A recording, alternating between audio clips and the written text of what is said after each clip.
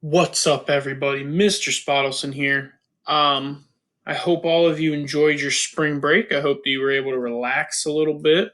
Um, we are going to get started this week with section 9.2.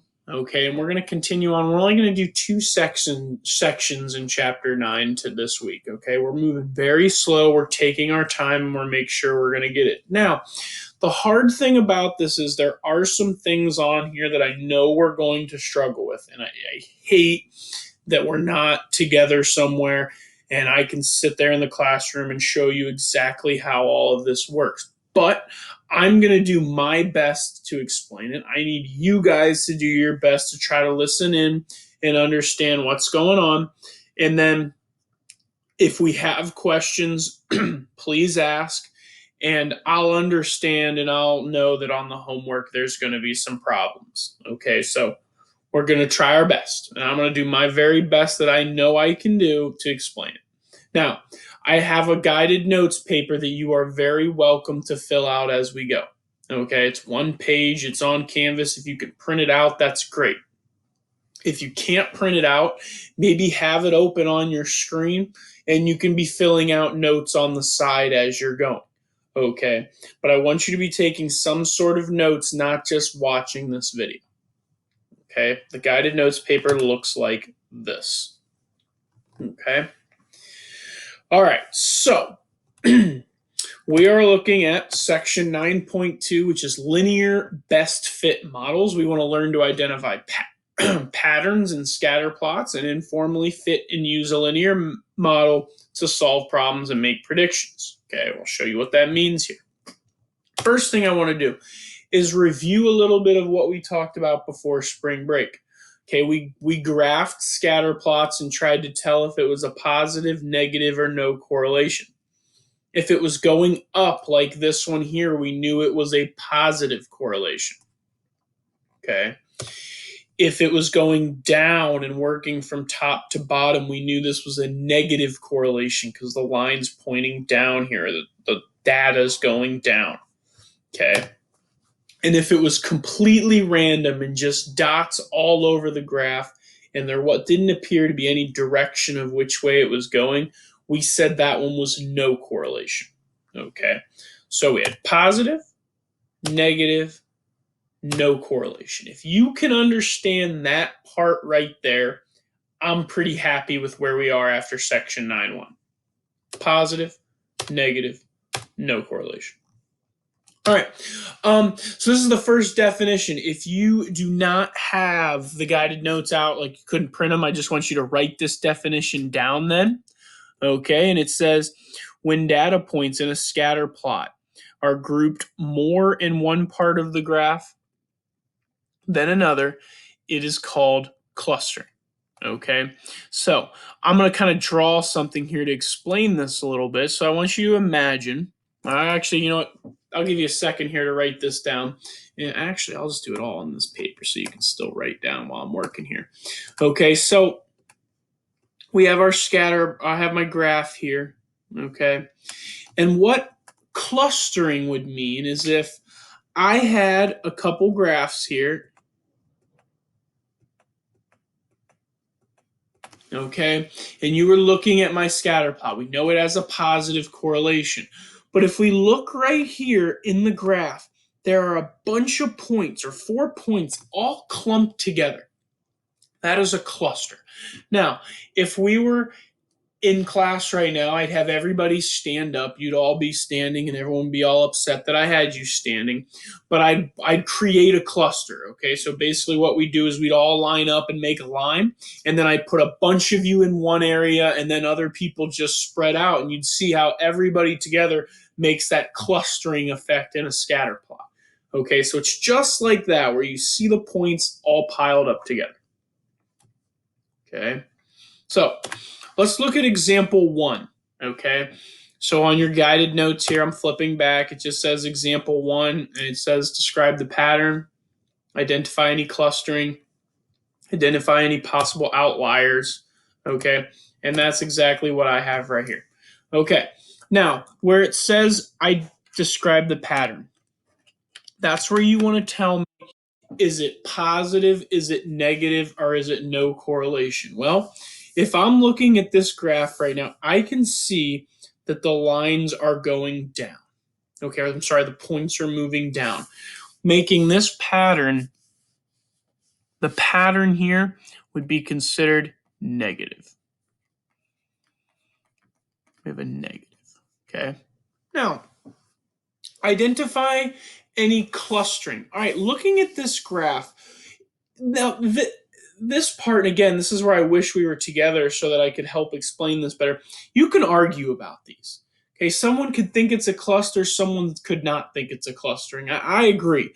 Okay, but if I look at this here, my clustering is going to be right here.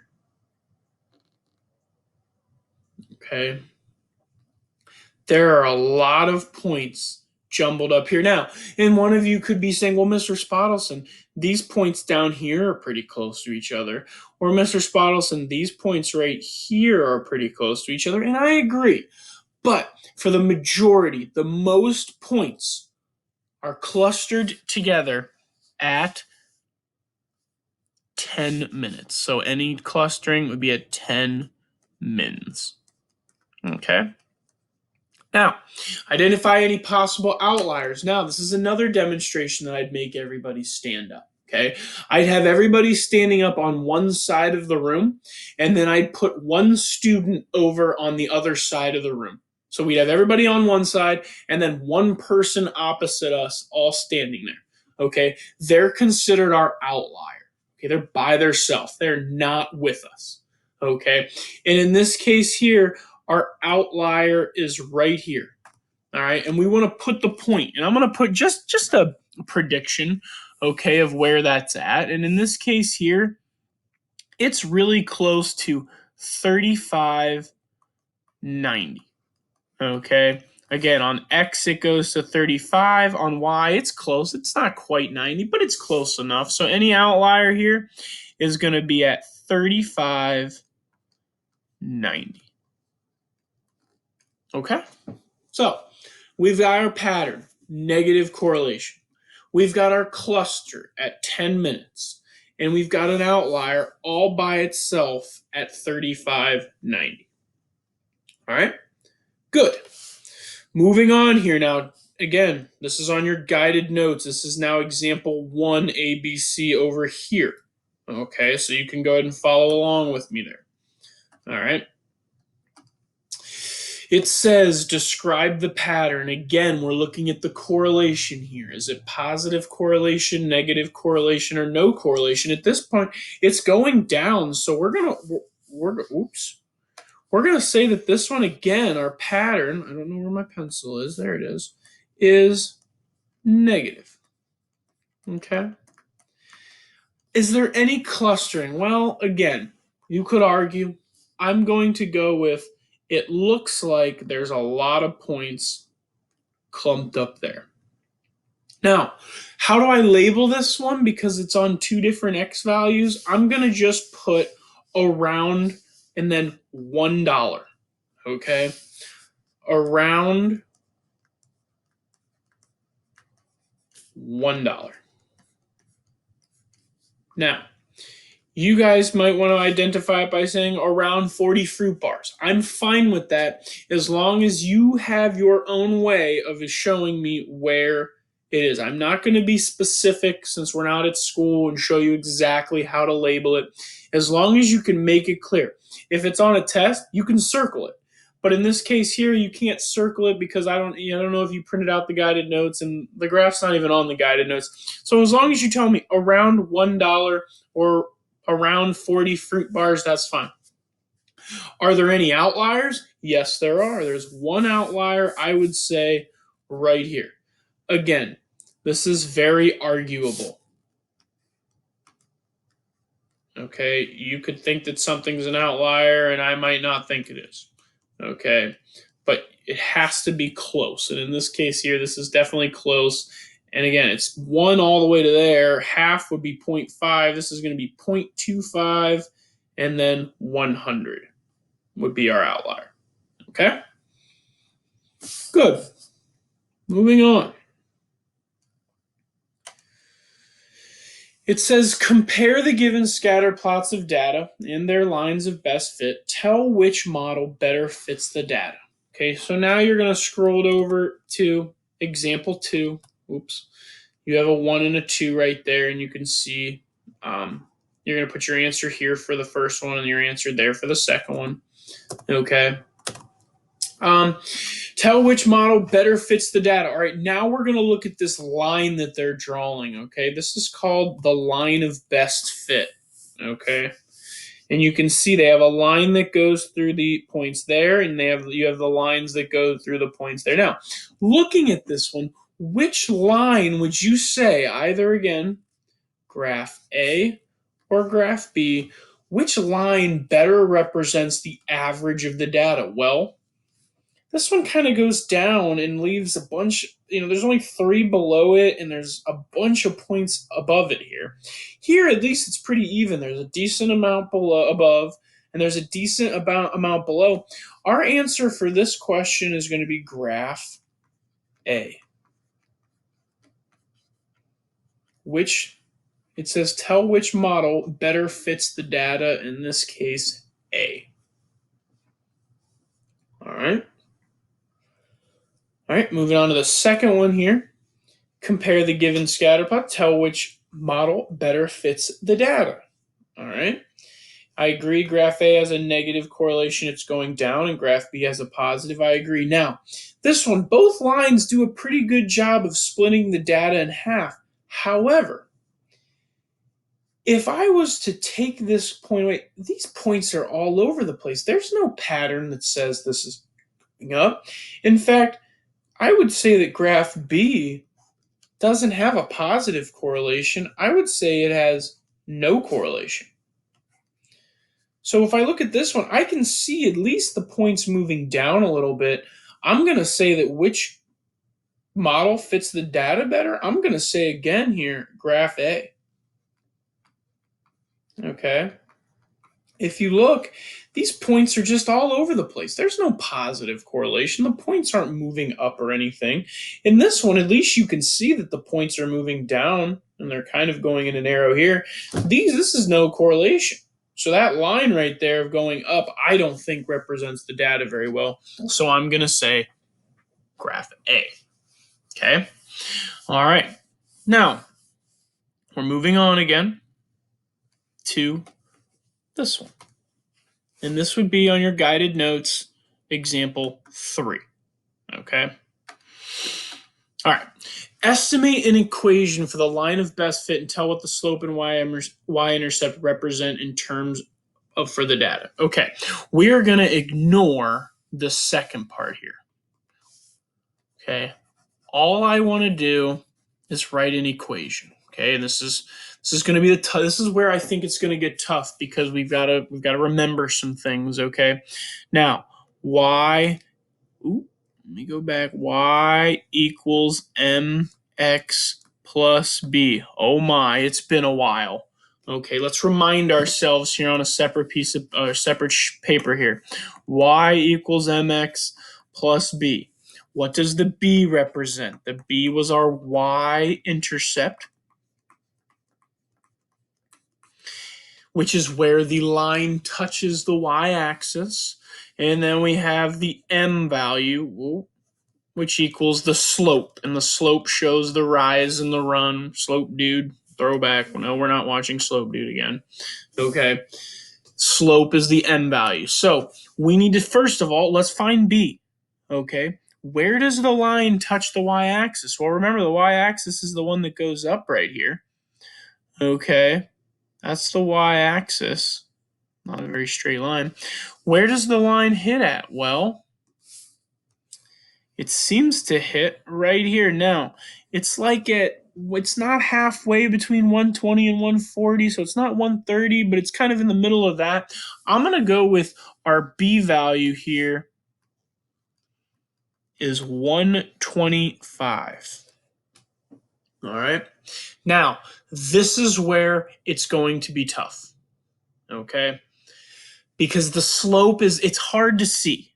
All right. And here's how we're going to do it. Okay. I want you to just go from 0 to 1 on the line.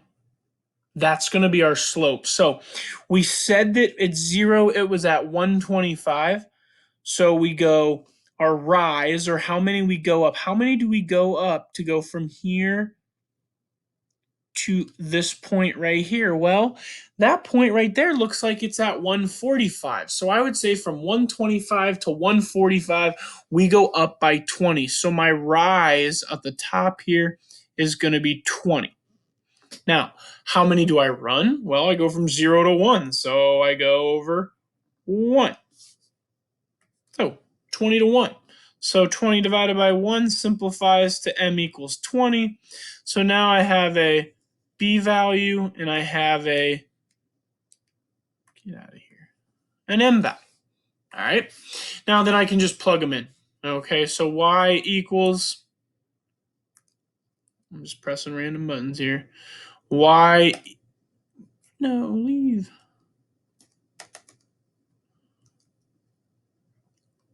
Y equals, my m value is 20, so I have 20x and then plus 125. That's going to be my answer. Okay? Again, that's a lot, and I know your head's probably spinning. Let's do one more, and then I'll try to guide you a little bit on your homework to get you started. Okay? Estimate an equation for the line of best fit and tell what the slope and y-intercept. Again, we're not telling what the slope and y-intercept represent. I'm not worried about that right now. Okay. All right. So we need to put something in y equals mx plus b. Okay. Again, you're putting your answers now on the bottom, example 3 down here. Okay. Where is my b value at? Well, where does it touch the y-axis at? It looks like it's right here at 70. So I know my b value is going to be 70. Okay. Now we're going to look at where it goes from 0 to 1. Okay. And from 0 to 1, it's about halfway. So 70 all the way up here would be 80. I don't think it doesn't get to 80. It's about halfway from 70 halfway to 80 would be 5. It goes up 5. So for m, my rise or my y value is 5. And then how many did I go over? Well, I went from 0 to 1. So 0 to 1 is 1 there. So m equals 5. Okay, so I get my b value, I get my m value. I go ahead and set this now equal. So y equals, my m value is 5, so I have 5x. And my b value is 70, so I get y equals 5x plus 70. Okay. All right. The to-do list here, I'm going to delete this for now. We'll come back to that later on. All you have to do is page 392, numbers 1 through 10, all of them. Okay. Ooh, got a text message.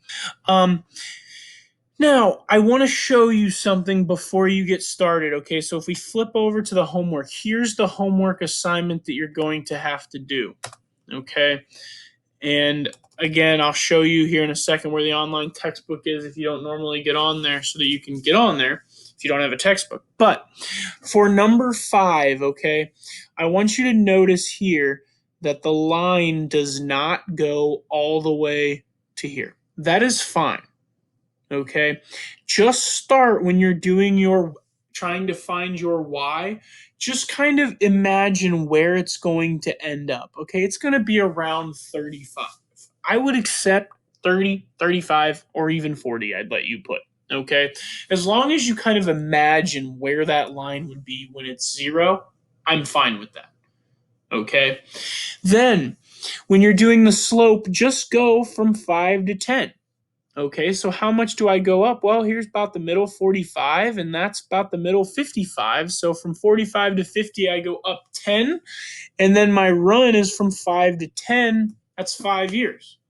Okay, so you can kind of just kind of look around. Here, this one should be a little bit easier. You can go from 0 to 1, and you can see where the y-intercept is. But if this line doesn't go here, just kind of imagine where that line would end up. I'd say it's about 35. Okay, so you'll have to do that a little bit. Um, Again, you can do this on a separate piece of paper. That's fine. I want to show you again if you're not used to using the online textbook. Okay, here's our Canvas page. This will be changed in just a second. We're going to go to textbook. You can click open in a new tab and it takes you right to the login. Okay, and if you forget the password, I've put it on the bottom of my Canvas homepage right here. Those are the passwords to get you on the online textbook. Make sure you type in the correct passwords. Do not mess anything up, okay, or lock any of the passwords. That would not be good, and you'll get angry, Mr. Spottlesome. Okay. As always, if you have any questions, okay, um, if you have any questions, please feel free to ask. I will. You can send me a remind. I'll be on Canvas at certain times. I'll send out times that I'll be on there. You're welcome to join, and I can answer any questions that you might have. Okay. Um, so that's it for now. Okay. This will be. You'll watch this video on Monday. The homework assignment's not due until Friday. I would suggest doing it today or tomorrow. But there's not, we're doing 2 sections. We're going to take it very slow. All right. I know this is a bit of a long video. I'm sorry. I had a lot of explaining to do. But no video tomorrow, just an assignment, and I'll be on Canvas at a certain time to talk if you have any questions. All right. Thank you.